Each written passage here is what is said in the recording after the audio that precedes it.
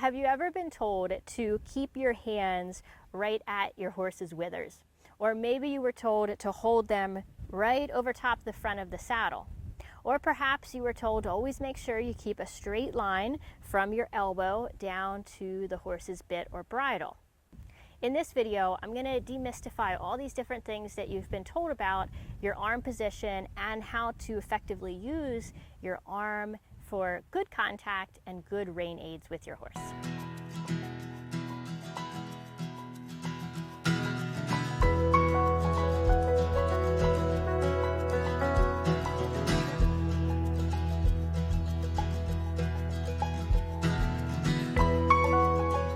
I'm Callie. I'm here today with Ruger. You've probably seen Ruger in some of my other videos. He's one of our star school horses here.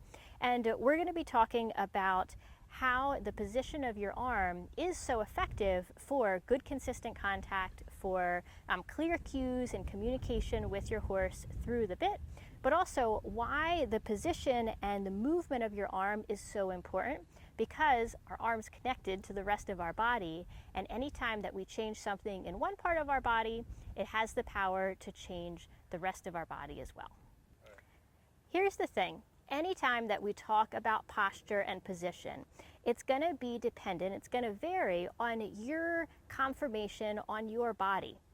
We all have different lengths from our shoulder down to our elbow. This bone is a different length in each of us. Some people have really long upper arms or really long forearms. Some people are shorter.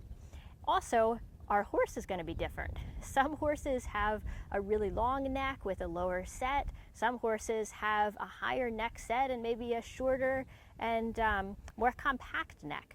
So instead of looking for one specific place to try to keep your arms, I'm going to show you how to find the best arm position for your body and why this does help you move better and have a better contact.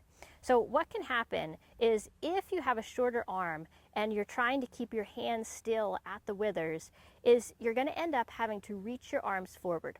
What this does is it takes out the bend at the elbow and it starts to pull your shoulders forward.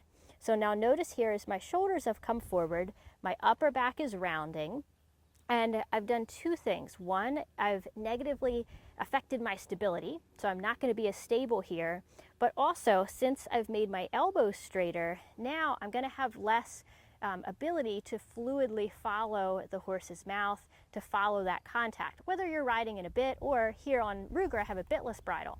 But I'm going to have less ability to smoothly make those little adjustments in my elbow to follow the contact. If I bring my hands back and I try to keep them right at the front of the saddle, now the opposite could happen. Now maybe I'm having to pull my elbow too far back, also rotating my shoulder forward and limiting the movement that I have. So what we want to look for is how does your arm hang for your conformation.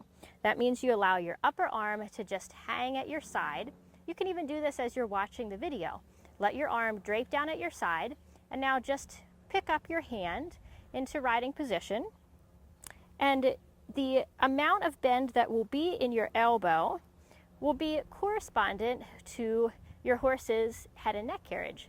If they have a really high head, or if you're riding in a higher frame, then you might have your hand a little higher.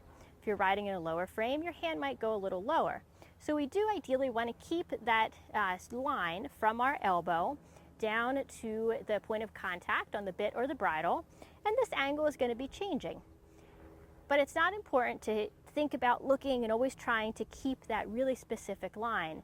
Having that be consistent is a feel that will come from keeping this position of your arm, which allows my shoulder to hang, my upper body to have a better balance, which then comes down into better balance in my seat and my center as well.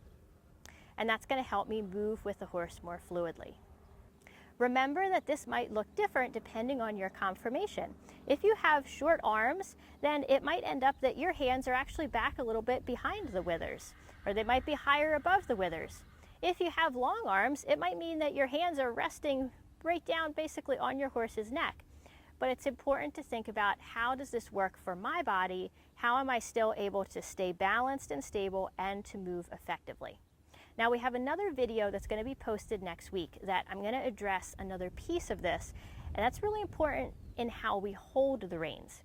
So how we hold the reins in our hand and what we do with our hand as we're holding them will also play a really big role in the consistency of our contact and what our horse feels when we take contact and we give different aids with the reins.